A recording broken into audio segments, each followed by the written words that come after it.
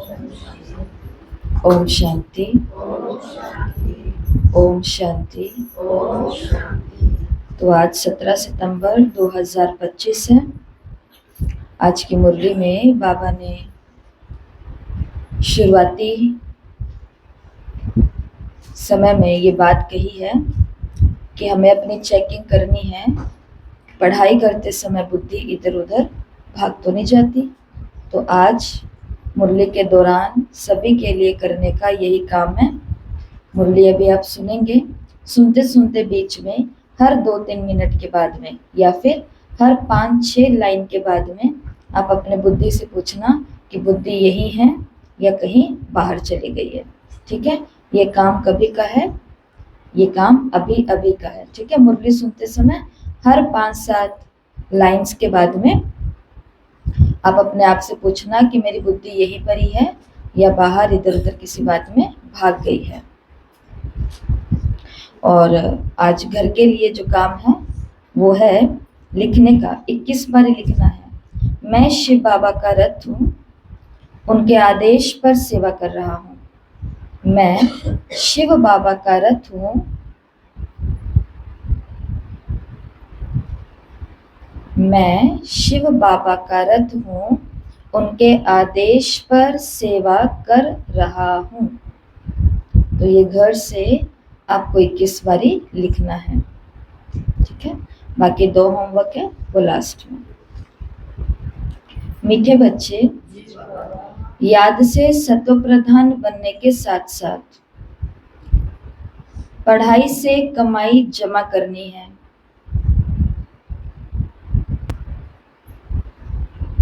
पढ़ाई के समय बुद्धि इधर उधर ना भागे।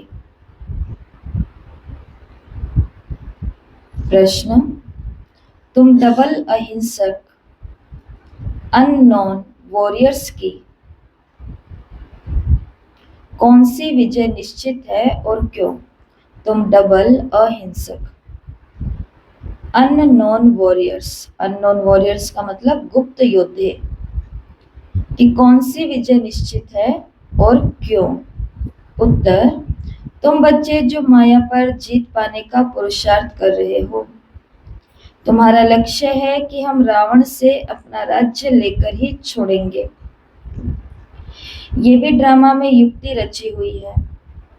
तुम्हारी विजय निश्चित है क्योंकि तुम्हारे साथ साक्षात परम पिता परमात्मा है। तुम योग बल से विजय पाते हो। मन मना भव के महामंत्र से तुम्हें राजाई मिलती है। तुम आधा कल्प राज्य करेंगे। तो कौन सी विजय नोंद है, कौन सी विजय निश्चित है? रावण से अपना राज्य लेकर ही छोड़ेंगे। और ऐसा क्यों है?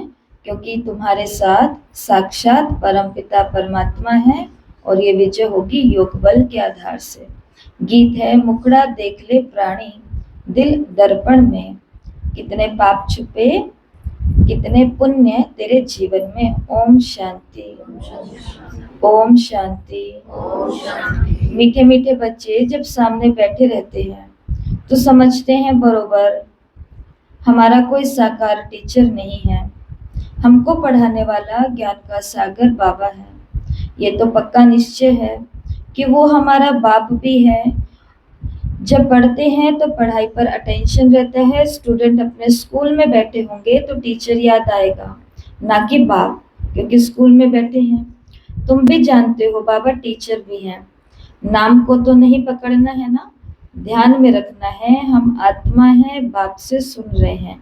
क्योंकि जो बाप का नाम है शिव, टीचर का नाम भी शिव, गुरु का नाम भी शिव। इसलिए बाबा ने कहा नाम नहीं पकड़ना, हमें तो केवल स्मृति में रहना है कि जब जहाँ बैठे हैं उस समय वो रिश्ता सामने है जिस लक्ष्य से। तो बाबा ने कहा ये बात ध्यान में रखनी है कि हम आत्मा है, बाप से सुन रहे हैं। ये तो कभी होता ही नहीं, ना सतयुग में होता ना कलयुग में होता, सिर्फ एक ही बार संगम पर होता है। तुम अपने को आत्मा समझते हो। हमारा बाप इस समय टीचर है क्योंकि पढ़ाते हैं, दोनों काम करने पड़ते हैं। आत्मा पढ़ती है शिव बाबा से, तो ये भी योग और पढ़ाई हो जाती है। तो जैसे अभी 7-8 लाइन निकल गई है, मुरली ओम शांति के बाद शुरू होते। तो अब जैसे आपको याद करवा रही हूँ, अभी यहाँ पर इस पॉइंट पर अपने आप ही अपने अंदर चेकिंग करना, अपनी बुद्धि से पूछना, सॉरी, कि बुद्धि बाहर तो नहीं गई, बुद्धि यहाँ ही है। ठीक है, ऐसे ही आगे अब चलते हैं। तो बाबा ने कहा ये योग और पढ़ाई दोनों हो जाती है। पढ़ती आत्मा है, पढ़ाते परमात्मा है। इसमें और ही जास्ती फायदा है जबकि तुम सन्मुख हो। बहुत बच्चे अच्छी रीति से याद में रहेंगे, कर्मातीत अवस्था में पहुंचेंगे तो वो भी जैसे पवित्रता की ताकत मिलती है। तुम जानते हो शिव बाबा हमें पढ़ाते हैं, ये तुम्हारा योग भी है और कमाई भी है। आत्मा को ही सतो प्रधान बनना है। तुम सतो प्रधान भी बन रहे हो, धन भी ले रहे हो। अपने को आत्मा जरूर समझना है। बुद्धि भागनी नहीं चाहिए। यहाँ बैठे हो तो बुद्धि में ये रहे कि शिव बाबा पढ़ाने के लिए टीचर के रूप में आया कि आया। जैसे अभी हम सभी इंतजार करते हैं ना, योग में बैठते हैं, तो वो पहले योग में क्यों बैठते हैं? ताकि टीचर कभी भी आया कि आया। वही नॉलेजफुल है, हमको पढ़ा रहे हैं, बाप को याद करना है। स्वदर्शन चक्रधारी भी हम हैं, लाइट हाउस भी है। एक आंख में शांति धाम, एक आंख में जीवन मुक्ति धाम। इन आंखों की बात नहीं है, आत्मा को तीसरा नेत्र कहा जाता है। तो अभी आत्माएं सुन रही हैं, जब शरीर छोड़ेंगे तो आत्मा में ये संस्कार होंगे। अभी तुम बाप से योग लगाते हो, सत्युग से लेकर तुम वियोगी थे, अर्थात बाप से तुम्हारा योग नहीं था। अभी तुम योगी बनते हो बाप के समान। योग सिखाने वाला ईश्वर है, इसलिए उन्हें कहा जाता है योगेश्वर। तुम भी योगेश्वर के बच्चे हो, उनको योग लगाना नहीं है, वो है योग सिखलाने वाला परमपिता परमात्मा। तुम एक एक योगेश्वर और योगेश्वरी बनते हो और फिर बनेंगे राजेश्वरी। बाबा ने कहा एक एक बच्चा क्या है? योगेश्वर और योगेश्वरी है। वो है राजयोग सिखाने वाला ईश्वर, खुद नहीं सीखता है, सिखलाता है। श्री कृष्ण की आत्मा अंत के जन्म में योग सीखकर फिर श्री कृष्ण बनती है, इसलिए श्री कृष्ण को भी योगेश्वर कह देते हैं, क्योंकि उनकी आत्मा अभी सीख रही है। योगेश्वर से योग सीख श्री कृष्ण पद पाती है। इनका नाम फिर बाप ने ब्रह्मा रखा है। पहले तो लौकिक नाम था, फिर मरजीवा बने। आत्मा को ही बाप का बनना है, बाप के बने तो मर गए ना। तुम भी बाप द्वारा योग सीखते हो, इन संस्कारों से ही तुम जाएंगे शांति धाम में। फिर नया पाठ प्रारब्ध का इमर्ज होगा, वहां ये बातें नहीं रहेंगी। ये अभी ही बाबा समझा रहे हैं, आत्मा की, परमात्मा की, ये कोई भी बातें वहां पर नहीं होंगी। ये बाबा केवल अभी समझा रहे हैं, फिर तो प्रारब्ध का पाठ इमर्ज हो जाएगा। अभी पाठ पूरा होता है, फिर नए सिरे से शुरू होगा। जैसे बाप को संकल्प उठा मैं जाऊं, तो बाप कहते हैं मैं आता हूं, और मेरी वाणी चलनी शुरू हो जाती है। वहां तो शांति में है। फिर ड्रामानुसार उनका पाठ शुरू होता है, आने का तो संकल्प उठता है, फिर यहाँ आकर पाठ बजाते हैं। तुम्हारी आत्माएं भी सुनती है, नंबरवार पुरुषार्थ अनुसार कल्प पहले मिसल। दिन प्रतिदिन वृद्धि को पाते जाएंगे। एक दिन तुमको बड़े रॉयल हॉल भी मिलेंगे, जिसमें बड़े बड़े लोग भी आएंगे, सब इकट्ठे बैठ सुनेंगे। दिन प्रतिदिन साहूकार भी रंग होते जाएंगे, पेट पीठ से लग जाएगा। ऐसी आफतें आनी है, मूसलाधार बरसात पड़ेगी तो सारी खेती आदि पानी में डूब जाएगी। नेचुरल क्लाइमिटीज तो आनी ही है, विनाश होना ही है, इसको कहा जाता है कुदरती आपदाएं, नेचुरल क्लाइमिटीज। बुद्धि कहती है विनाश होना जरूर है, उस तरफ के लिए बॉम्ब्स भी तैयार हैं, नेचुरल क्लाइमिटीज आदि फिर यहाँ के लिए हैं, उसमें तो बड़ी हिम्मत चाहिए। अंगद का भी मिसाल है ना, उनको कोई हिला न सका, तो इतनी बड़ी बड़ी आपदाएं आने वाली है, तो क्या हम सभी तैयार हैं इनका सामना करने के लिए? पावर टू फेस, 8 शक्तियों में से जो लिखत की 8 शक्ति हमारे कोर्स की, उसमें से एक शक्ति कौन सी है? परिस्थितियों का क्या करना है? सामना करना है। और परिस्थिति किसको बोला जाता है? परिस्थिति जो बाहर से आई है, जो मेरे अंदर से नहीं उठी है, जो बाहर से आई है।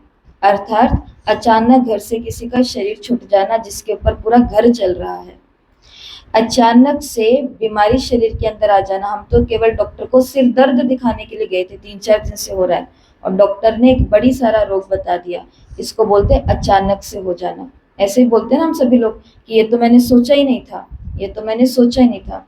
अचानक से बाबा ने कहा मूसलाधार बारिश, अचानक से बादल फट जाना, अचानक से कुछ भी हो जाना, और ये सब चीजें हैं।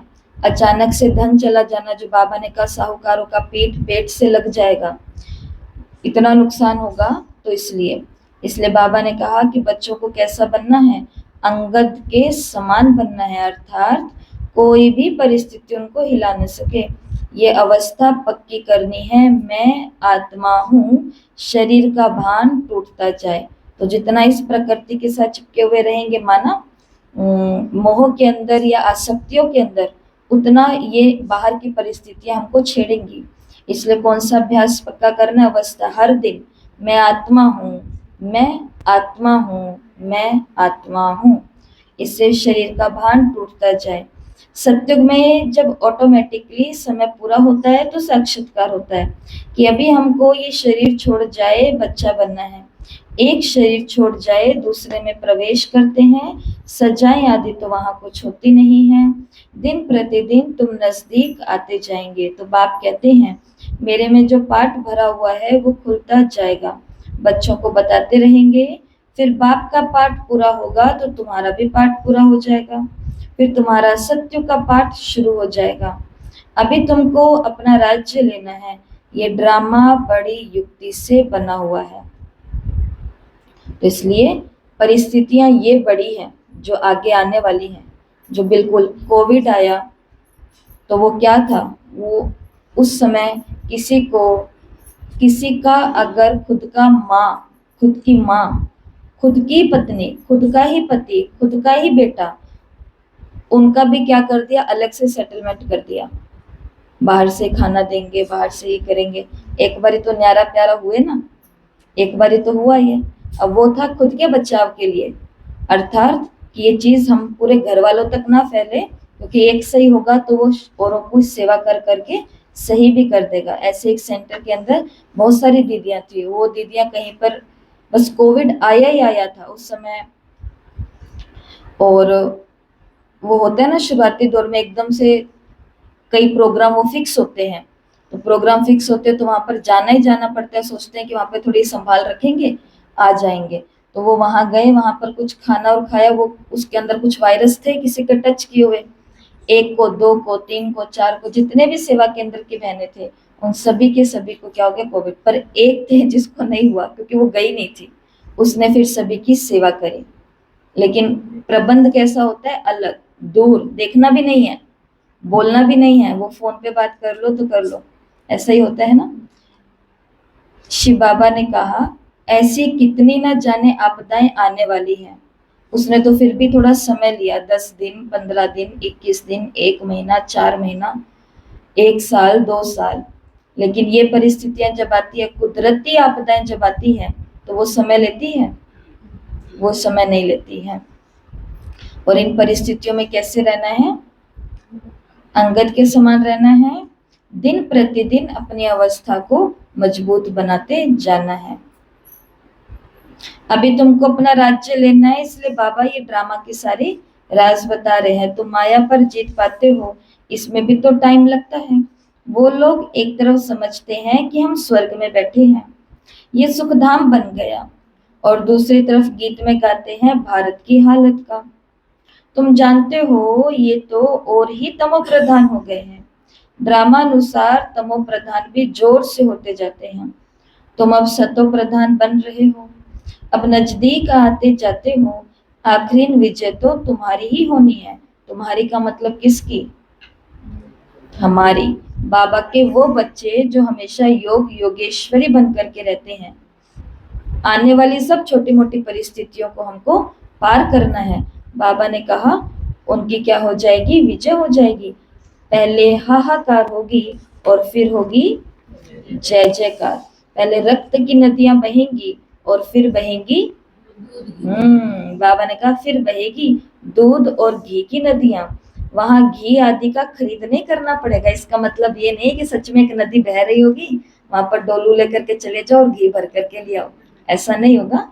ये वहां के सुख की बात करी गई है कि वहां पर ऐसा सुख होगा, हर चीज वहां पर मुफ्त की होगी। ये सब तो वहां पर घी आदि खरीद नहीं करना पड़ेगा। सबके पास अपनी गायें फर्स्ट क्लास होगी। आज भी जिन लोगों से ज्यादा कुछ नहीं हो पाता ना, तो वो अपने पास एक गाय को रख लेते हैं, एक, जिसकी हम बहुत ज्यादा सेवा ना कर पाए कई गायों की, तो एक रखते हैं जिससे अपना घर घर का घी दूध मक्खन मलाई ये सब कुछ निकल जाता है। बाबा ने कहा लेकिन वहां की गायें भी कैसी होंगी? First class. यहाँ की गायों को दुख बहुत दिया जाता है, इसके लिए बाबा वो सब चीजें इस गाय के आगे एक शब्द लगा देता है, फर्स्ट क्लास। तुम कितने ऊंच बनते हो। तुम जानते हो वर्ल्ड की हिस्ट्री ज्योग्राफी फिर रिपीट होती है, तो बाप आकर के वर्ल्ड की हिस्ट्री ज्योग्राफी रिपीट करते हैं। इसलिए बाबा ने कहा कि ये भी लिख दो, वर्ल्ड की हिस्ट्री ज्योग्राफी कैसे रिपीट होती है आकर के समझो। तो जो सेंसिबल होगा, जो समझदार होगा कि अभी आयरन एज है तो जरूर गोल्डन एज रिपीट होगी। कोई तो कहेंगे सृष्टि का चक्र तो लाखों वर्ष का है, अभी कैसे रिपीट होगा। तो यहाँ सूर्यवंशी चंद्रवंशी की हिस्ट्री तो है नहीं, अंत तक ये चक्र कैसे रिपीट होता है ये भी जानते नहीं कि इनों का राज्य फिर कब होगा। राम राज्य को जानते नहीं। अभी तुम्हारे साथ बाप है, जिस तरफ साक्षात परमपिता परमात्मा बाप है, उनकी विजय जरूर होनी है। बाप कोई हिंसा थोड़ी कराएंगे, किसी को मारना हिंसा है ना। सबसे बड़ी हिंसा है काम कटारी चलाना। अभी तुम डबल अहिंसक बन रहे हो। वहां है ही अहिंसा परमो देवी देवता धर्म। वहां न लड़ते हैं न विकार में जाते हैं। तो अभी तुम्हारा है योग बल, परंतु इनको ना समझने के कारण, कौन सी युद्ध है कौन सी लड़ाई है इसको ना समझने के कारण शास्त्रों में देवताओं और असुरों की लड़ाई दिखा दी है, अहिंसा को तो जानते नहीं है। तो ये भी अभी तुम जानते हो, तुम हो इनकार्गेनिटो वॉरियर्स। किसको मालूम है इसका मतलब? हिंदी में हाथ ऊंचा करो। इनकार्गेनिटो वॉरियर्स।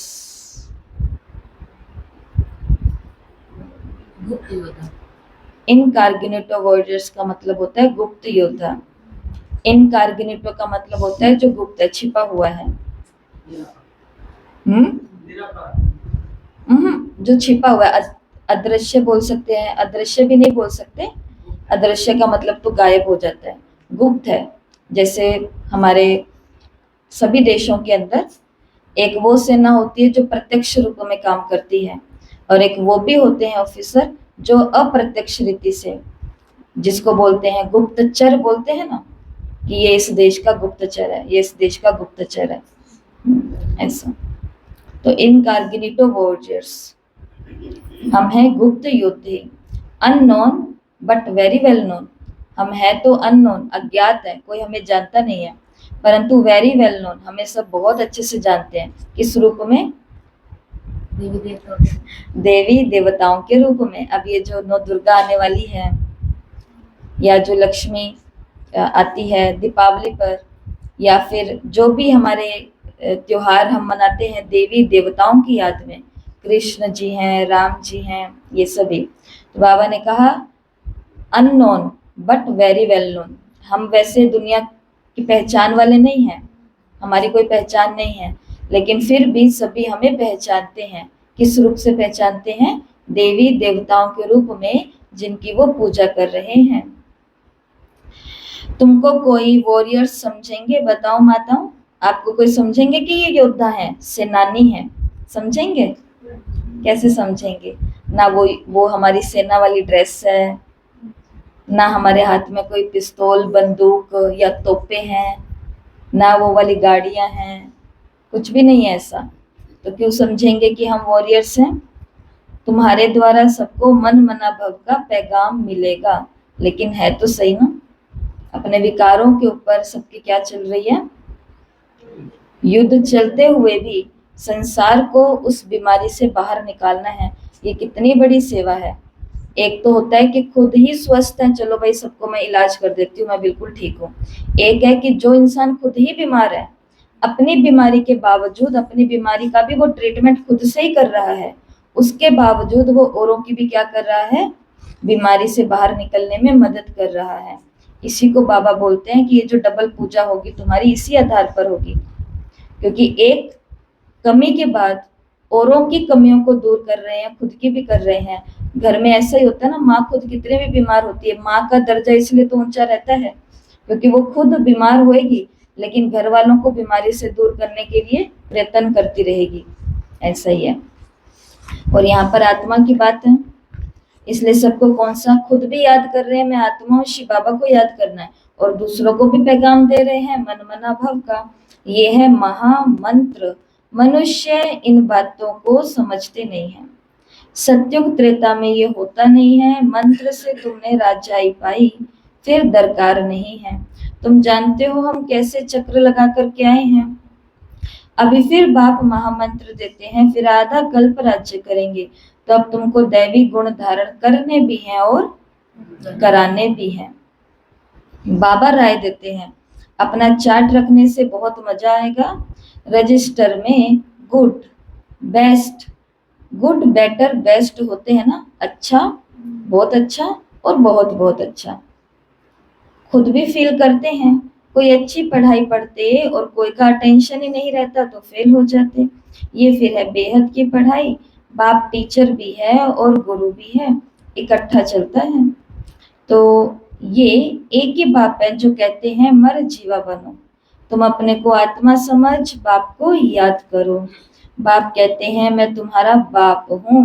बाप को कहना पड़ रहा है कि मैं तुम्हारा बाप हूँ, क्योंकि हम याद किसको करने लग जाते हैं बीच बीच में? इधर वालों को। तो बाबा कहते हैं कि मैं तुम्हारा बाप हूँ, ब्रह्मा द्वारा तुम्हें राज्य देता हूँ।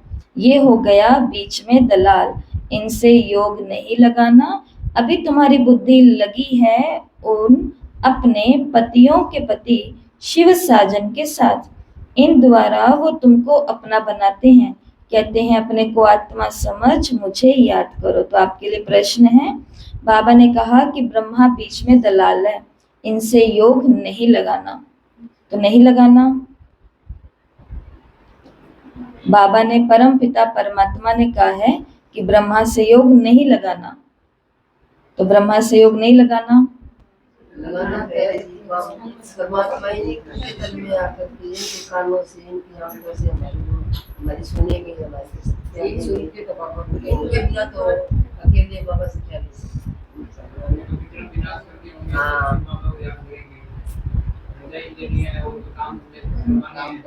बहुत सुंदर। अगर बाबा ने कहा है योग नहीं करना, तो इसका मतलब ये नहीं है कि योग नहीं करना। बाबा का कहने का भाव कुछ और है। तो सुनी ना भी मुरली, अव्यक्त मुरली, संकल्पों की भाषा, भावनाओं की भाषा, इशारों की भाषा। बाबा के शब्द नहीं पकड़ने, बाबा के भी क्या पकड़ने हैं? भावनाओं को पकड़ना है। उसके अंदर बहुत भावनाएं उठती हैं। बाबा के जैसे चलाक बन गए हैं। तो इसके लिए ब्रह्मा के साथ योग नहीं लगाना। इसका मतलब है आत्मा जब विकर्म विनाश करने के लिए बैठी है ना, उस समय सिर्फ किसको? परम धाम, बीज रूप अवस्था में, जो ज्यादा से ज्यादा बीज रूप अवस्था में परम धाम तक बैठेगा, पूर्व जन्म के जितने भी पाप जो किए हुए वो कटेंगे। ये जो हमारे सामने आज भोगनाओं के रूप में आ रहे हैं, ये आज तो हमने नहीं इतने इकट्ठे किए हुए हैं, ये पिछला बैंक बैलेंस है। जो पीछे से हमारा कार्मिक अकाउंट चल रहा है, उसको काटने के लिए, संस्कारों का बहुत बड़ा परिवर्तन करने के लिए कौन सी अवस्था तक पहुंचना होता है? बीज रूप। परम धाम में शिव बाबा बीज है और बाबा के बिल्कुल नजदीक आत्मा बीज रूप अवस्था में बैठ जाए, पॉइंट। और बस अब बाबा की लाइट और माइट, ये सोचना भी नहीं पड़ता धीरे धीरे कि लाइट आ रही है नहीं आ रही है, कुछ भी नहीं है, बस हो गए, संकल्प विकल्प सब समा गए। और वही अवस्था है जब पाप भस्म होते हैं। और जब हमें कर्म कैसे करने हैं, सेवा कैसे करनी है, बाबा के सामने अगर ये परिस्थिति होती तो बाबा क्या करते, तो उस समय कौन सा योग करना है? बाबा से दृष्टि लेना, बाबा से शक्ति लेना, बाबा की कहानियां याद रखनी, ये सब चीजें। तो रथ का तो पूरा का पूरा सम्मान करना ही है। इसलिए बाबा ने यहाँ पर एक क्लैरिटी दी है कि पतियों के पति शिव साजन के साथ अपना बुद्धि का योग लगाना है, इन द्वारा वो तुमको अपना बनाते हैं। और चलते चलते, क्योंकि बाबा तो साकार थे ना, तो हो सकता था कि सामने बैठे हुओं को बाबा की कोई बात अच्छी ना लगे, तो इसलिए बाबा बोलते थे कि उस समय तुम्हें यही सोचना है कि हमें बाबा से थोड़ी ना योग लगाना है, ब्रह्मा से, हमें तो किससे योग लगाना है? शिव बाबा से योग लगाना है, तो बुद्धि हमारी भटकेगी नहीं। ये भी कारण है इसका यहाँ पर। तो बाबा ने कहा कि मैं, अब देखो अगली लाइन में क्या बोल दिया कि मैं इन्हीं के द्वारा तुमको अपना बनाता हूँ। कहते हैं अपने को आत्मा समझ मुझ बाप को याद करो। तो बीच बीच में सभी चेकिंग कर रहे हैं। 5 तत्व भी अभी तमो प्रधान है, अभी तो सारी सृष्टि तमो प्रधान है। हम आत्मा ने पाठ पूरा किया है, बाप के पास घर जाना है, वहां सब कुछ नया होगा, तत्व भी नहीं होंगे। यहाँ तो देखो हीरे ज्वारात आदि कुछ भी नहीं है। सत्युग में फिर कहाँ से आएंगे? खानियां जो अब खाली हो गई हैं वो फिर से भरतू हो जाएंगी। खानियों से खोद कर ले जाते हैं, तो विचार करो ये सब चीजें नहीं होंगी। तो खानियां कैसे भरेंगी? जो भी सारी भारत के खान खाली हो चुके हैं, रत्नों के, हीरे जवाहरातों के, थोड़े दिन ही पहले मुरली में सुन करके गए हो, अव्यक्त मुरली में। पानी जाएगा तो सारा खाली की तरह ये भारत बन जाएगा। हाँ, बाबा ने कहा उस अव्यक्त मुरली में। यह अव्यक्त मुरली सितंबर की थी। कौन सा तारीख? सितंबर 1981 की, जो भी हम पढ़ करके गए हैं पिछले दिनों में। उस मुरली के अंदर बाबा ने रहस्य बताया कि इंडिया क्या बन जाएगा? एक थाली की तरह बन जाएगा, और देश विदेशों से जो पानी बहा करके लाएगा, बुरी बुरी चीजें तो समा जाएंगी, धरती जो फटेगी उसके अंदर, पर जो रतन अच्छी अच्छी चीजें हैं वो आ जाएंगे। और उसके लिए आपको एक उदाहरण भी दिया था, याद है किसी को उदाहरण दिया था? उदाहरण ये दिया था कि मानो सभी शरणागति होकर के बैठे हैं बाबा के घर में, और यहाँ पे इतने सारे लोग, हम इतने दिनों से बैठे होंगे, विनाश लीला को देख रहे होंगे, अपना महल तैयार होते हुए देख रहे होंगे, साइलेंस में होंगे, आत्माओं को मुक्ति दिला रहे होंगे, ये सब खेल चल रहे होंगे, लेकिन हम कहाँ होंगे? ऐशलम में। बाबा ने कहा ना, वो लास्ट आवाज होगी बाबा की कि तुम माउंट आबू पहुंच जाओ, तुम सेवा स्थान पर पहुंच जाओ, तुम यहाँ पहुंच जाओ।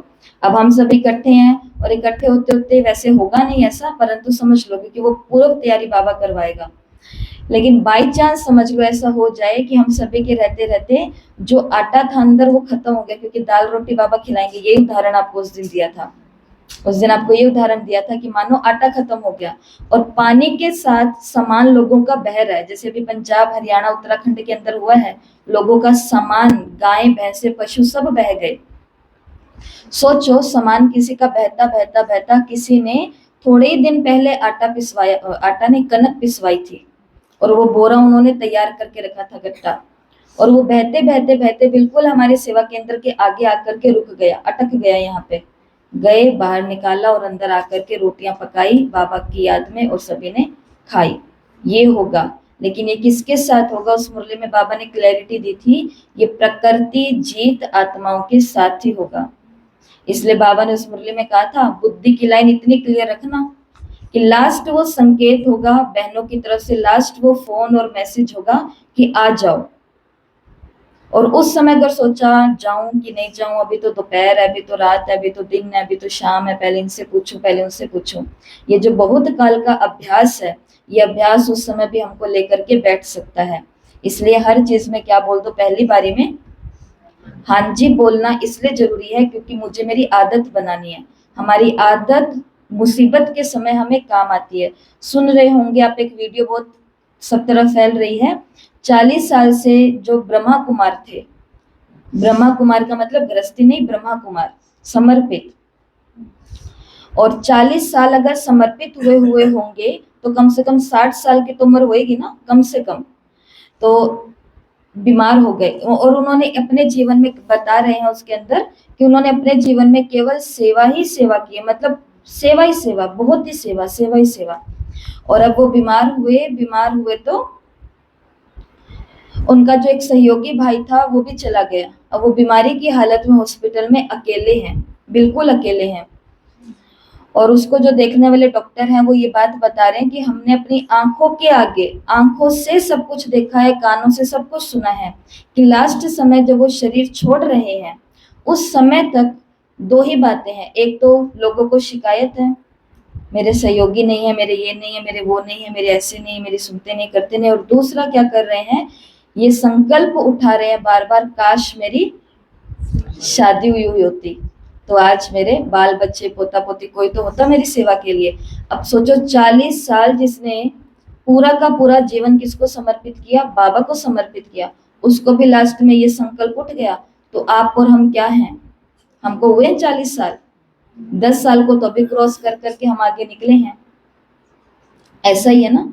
तो हमारा क्या पढ़ाई क्या योग कुछ नहीं है, परंतु ये जो संस्कार हमारे अभी बन रहे हैं ना, हाँ जी ना जी, ये संस्कार लास्ट समय में भले हम 4 साल के स्टूडेंट हैं, भले 10 साल के स्टूडेंट हैं, भले ही 1 साल के स्टूडेंट होंगे, विनाश लीला होएगी और वो आत्मा बच जाएगी। उसका कारण क्या होगा, जब से जन्मे हैं अर्थात बिके बने हैं तब से लेकर के अब तक संस्कारों के ऊपर हमने मेहनत करनी है। तो जो कल रात तक भी नहीं हुआ उसके लिए ये नई सुबह किस लिए निकलती है, नई शुरुआत करने के लिए। वो आज से होगा, वो आज से होगा।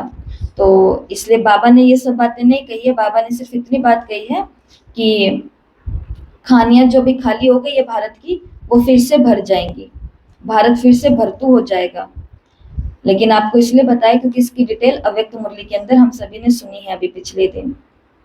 तो विचार करो कि सब चीजें नहीं होंगी, लाइट आदि जैसे नेचुरल रहती है, साइंस से यहाँ सीखते रहते हैं, तो वहां ये काम में आएंगी। हेलीकॉप्टर खड़े होंगे, बटन दबाया और चला, कोई तकलीफ नहीं है।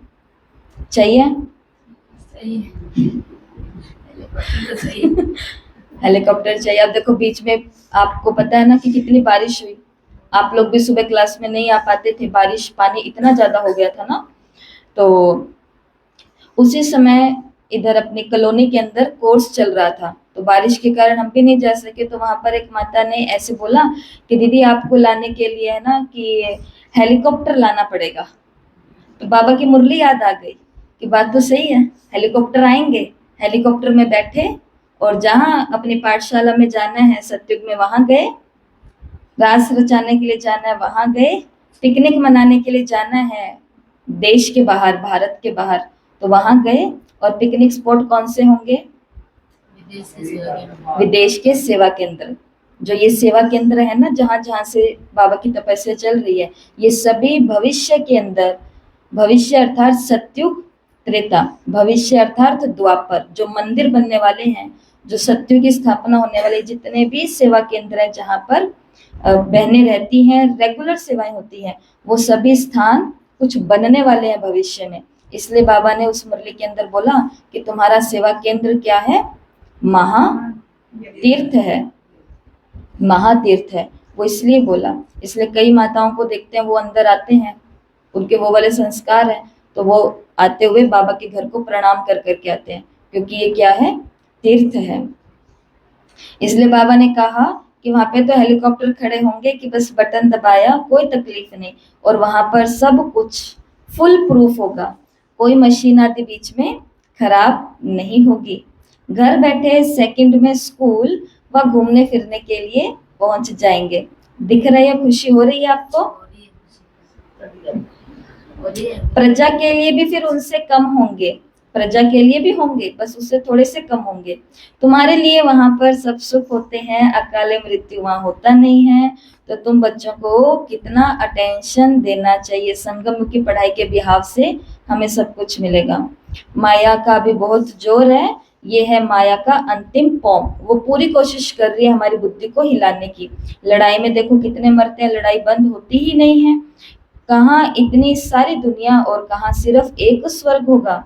वहां ऐसे थोड़े ही कहेंगे कि गंगा पतित पावनी है, वहां भक्ति की भी कोई बात नहीं होती है। यहाँ गंगा में देखो सारे शहर का किचड़ा पड़ता है, केवल भक्ति का किचड़ा नहीं जाता। हमने देखा उस रिपोर्ट के अंदर कि जो उसके आसपास यमुना और गंगा, इनके आसपास के जितने भी गांव, छोटे मोटे गांव या शहर जो है, इनका जो सीवरेज होता है, गंदा नाला होता है, वो सारा का सारा उस नदी में जाता है। लेकिन ये बात लोगों को बताई नहीं जाती है ताकि उनकी भावना ना खराब हो, या ये है वो है।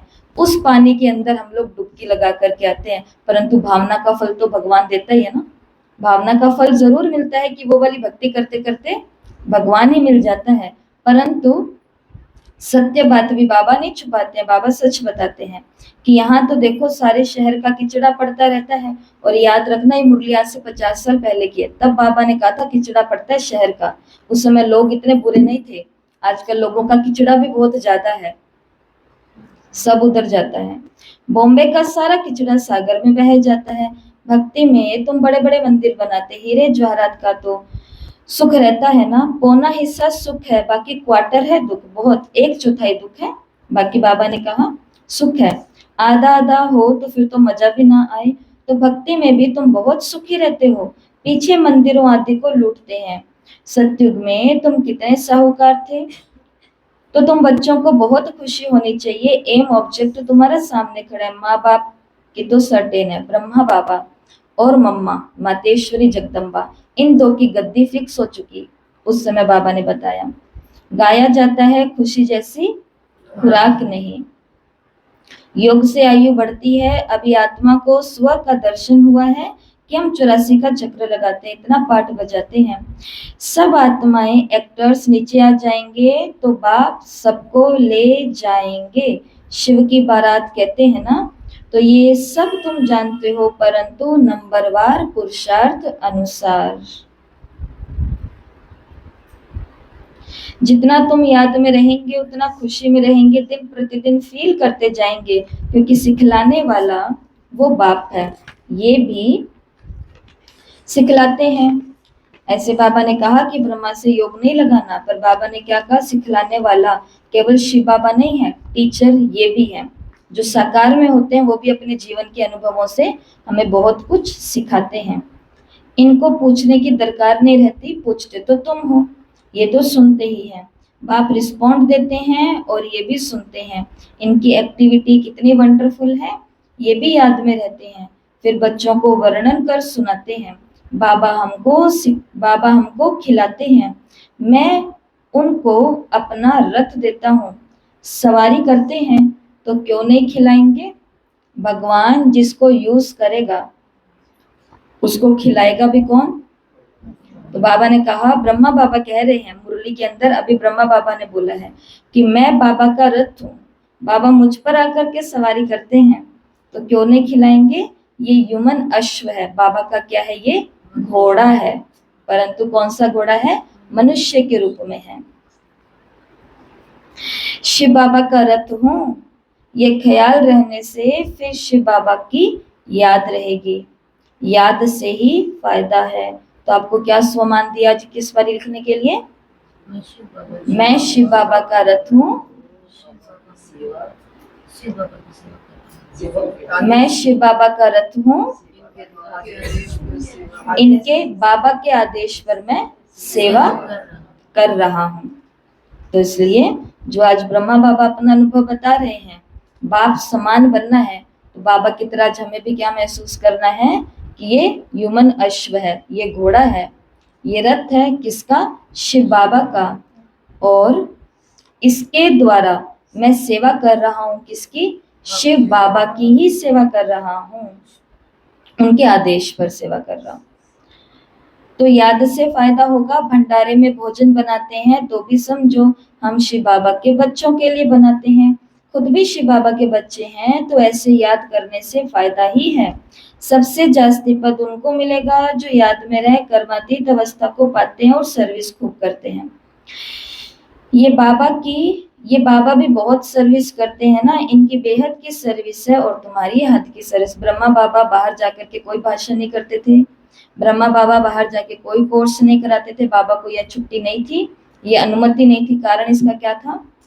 कारण थे खुद शिव बाबा। शिव बाबा ही कारण थे जिसके कारण ब्रह्मा बाबा घर घर में, गली गली, मोहल्ले मोहल्ले, गांव गांव में नहीं जाते थे, क्योंकि भगवान जिसके तन में है वो ऐसे बाहर घूम घूम करके किसी को ज्ञान नहीं सुनाएगा। इसके लिए बाबा भी सेवा करते थे, खूब सेवा करते थे, लेकिन बाबा बाहर की नहीं, बाबा अंदर की सेवा करते थे। अर्थात जो बच्चे बाहर सेवा के लिए गए हैं, प्रचार के लिए गए हैं, उनके लिए भी मकान बनाने हैं, उनके लिए भी व्यवस्थाएं करनी है, उनके और हैंड्स तैयार करने हैं। वो योग, वो खेती संभालना, वो गौओं को सेवा करना, आए हुओं को अच्छी ट्रीटमेंट देना, लोगों का सफल कराना, ताकि बच्चे आते थे। अब माताएं देखो घर से आ जाती थी तो उनके पास पूरे कपड़े नहीं होते थे, बच्चे आ जाते थे तो यहाँ गर्मी होती थी अपने शहरों में, माउंट में जाकर के ठंडी होती थी। तो बाबा को जो स्टोक के अंदर यज्ञ में सफल करके जाते थे, बाबा स्टोक खुलवाते थे, वहां पर बच्ची को भेज देते थे दादी के साथ में कि जाओ, जो शॉल स्वेटर कुछ भी अच्छा लग रहा है वो जाओ पहनो करो। बाबा अंदर रह करके ये सेवाएं कर रहे थे, लेकिन बाहर की नहीं कर रहे थे।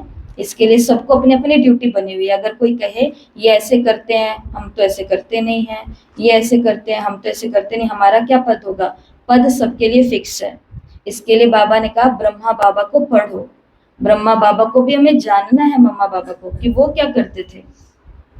तो बाबा ने कहा ये खूब सर्विस करते, लेकिन इनकी सर्विस है बेहद की और तुम हो हद की सर्विस करने वाले। सर्विस से ही इनको भी तो पद मिलता है। शिव बाबा कहते हैं ऐसे ऐसे करो, इनको राय देते हैं। तूफान तो बच्चों को आते हैं, सिवाय याद के ये कर्म इंद्रियों का वश होना मुश्किल है, बेड़ा पार याद से ही होगा। ये शिव बाबा कहते हैं या ब्रह्मा बाबा कहते हैं, ये समझना भी मुश्किल हो जाता है, इसमें बड़ी महीन बुद्धि चाहिए। अच्छा, मीठे मीठे सिकिलधे बच्चों प्रति माता पिता बाप दादा का याद प्यार और गुड मॉर्निंग। रूहानी बाप की रूहानी बच्चों को नमस्ते। हम रूहानी माता पिता बाप दादा को याद प्यार, नमस्ते, गुड मॉर्निंग, ओम शांति, शुक्रिया। धारणा के लिए मुख्य सार। पहला, इस समय पूरा पूरा मरजीवा बनना है।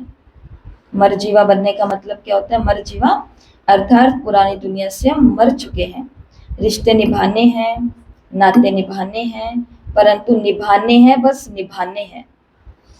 लेकिन वो रस जो कल के अव्यक्त मुरली में सुने हैं कि बाह्य मुक्ता वालों को क्या होता है, उन बाहर के लोगों की तरफ आकर्षण होता है, रस होता है, जाऊं जाऊं जाऊं, खींच होती है। तो वो वाली खींचना आपको, हमको, किसी को भी रहना, सभी को ग्रस्त में है, गृहस्थी को तो छोड़ना नहीं है बिल्कुल भी, परंतु रहना कैसे? आप हम सभी को मर जीवा बन करके निभाना है, बहुत अच्छे से निभाना है। पढ़ाई अच्छी तरीके से पढ़नी है, अपना चार्ट और रजिस्टर रखना है। और आज के मुरली में चार्ट और रजिस्टर में बाबा ने कौन से मार्क्स खुद को देने के लिए कहे? मैं गुड हूँ, मैं बेटर हूँ, या मैं बेस्ट हूँ। तो अपना चार्ट रजिस्टर रखना है, याद में रह करके अपनी कर्मातीत अवस्था बनानी है।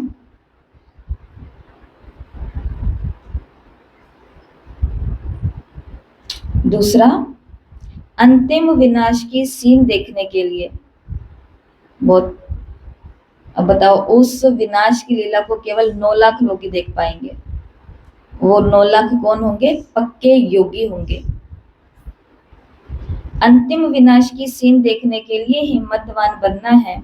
मैं आत्मा हूं, इस अभ्यास से शरीर का भान टूटता जाए। और आज का वरदान है, देह भान का त्याग कर निर्क्रोधी बनने वाले, देह भान का त्याग कर निर्क्रोधी बनने वाले निर्माण चित्त भव। बाबा ने कहा जो बच्चे देह भान का त्याग करते उन्हें कभी भी क्रोध नहीं आ सकता, क्योंकि क्रोध आने के दो कारण है, एक जब कोई झूठी बात कहता है और दूसरी जब कोई गलानी करता है। ये दो बातें क्रोध को जन्म देती है। ऐसी परिस्थिति में निर्माण चित्त के वरदान द्वारा अपकारी पर उपकार करो, गाली देने वाले को गले लगाओ, निंदा करने वाले को सच्चा मित्र मानो, तब कहेंगे कमाल। अब जब ये होती है तब कईयों के मैसेज आ जाते हैं, तो वो कहते हैं अब ये कैसे होगा, ऐसे तो नहीं हो सकता। तो बाबा ने ऐसे करने के लिए कहा भी नहीं है। गाली देने वालों को गले लगाएंगे जाकर के, निंदा करने वालों को अपना सच्चा मित्र सच में जाकर के हैप्पी फ्रेंडशिप डे बोल करके आएंगे, या फ्रेंडशिप बैंड बांध करके आएंगे। ये कहने की बात नहीं है। आजकल तो दोस्त दोस्त भी पक्के होते हैं, वो भी अंदर में एक दूसरे के क्या निकल सकते हैं। सभी ने धोखे खाए हैं, वो इसी के आधार पर तो खाए हैं। तो ये बाबा अंदर की स्थिति की बात कर रहे हैं। वो लोग, उनकी यादें हमें डिस्टर्ब करती हैं, इसलिए बाबा ने कहा तुम उनको समझो कि ये तो मेरे सच्चे मित्र हैं, जिन्होंने मुझे भगवान के और भी ज्यादा नजदीक कर दिया। और गले लगाने का अर्थात होती है शुभ भावना, शुभ कामना, अर्थात आप भी बिल्कुल स्वच्छ, बिल्कुल अच्छे बन जाओ, तब कहेंगे कमाल। और जब उनके जीवन में कभी मुसीबत आए और उनको हमारी मदद चाहिए, सच में चाहिए, और उस समय वो पुराने समय को भूल करके उनके आगे आकर के मदद भी करनी है, तब कहेंगे कमाल। जब ऐसा परिवर्तन दिखाओ तब विश्व के आगे प्रसिद्ध होंगे। ठीक है। और आज का स्लोगन है मौज का अनुभव करने के लिए माया की अधीनता को छोड़ स्वतंत्र बनो। मौज का अनुभव करने के लिए, तो संगम युग कौन सा युग है? मौजों का युग है। तो इसका अनुभव करने के लिए माया की अधीनता को छोड़ना है, स्वतंत्र बनना है। और आज क्या व्यक्ति इशारे, अभी ज्वालामुखी बन, आसुरी संस्कार, आसुरी स्वभाव सब कुछ भस्म करो। जैसे देवियों की याद में दिखाते हैं, ज्वाला से असुरों का संहार किया।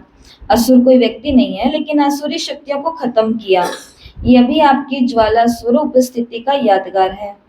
अब ऐसे योग की ज्वाला को प्रज्वलित करो जिसमें ये कलयुगी संस्कार जल करके भस्म हो जाए। ठीक है।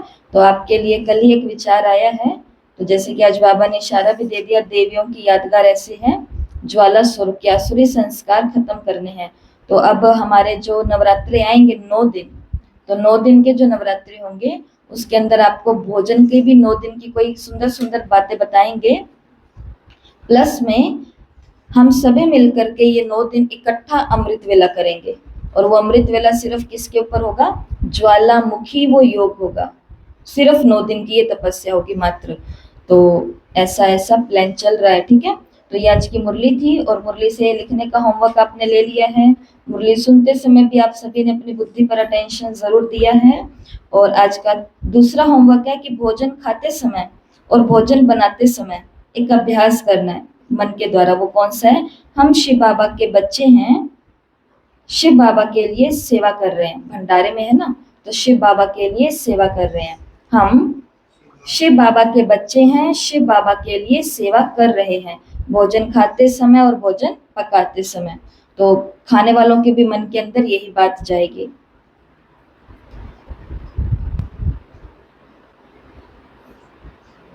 ठीक है। और आज पूरे दिन में कम से कम मात्र 3 बारी मैं आत्मा हूं, इस देह से अलग हूं, इसका अभ्यास करना। सिर्फ 3 बारी मैं आत्मा हूं और इस शरीर से अलग हूं, इसका अभ्यास करना है सिर्फ 3 बार। हो सकता है? तो भोजन का काम मिला है आज हमें, चिंतन का। दिन में 3 बारी चेकिंग का, अभ्यास का हमें काम मिला है, शरीर से अलग हूं मैं। और एक हमें होमवर्क मिला है 21 बारी लिखने का। ठीक है। ओम शांति।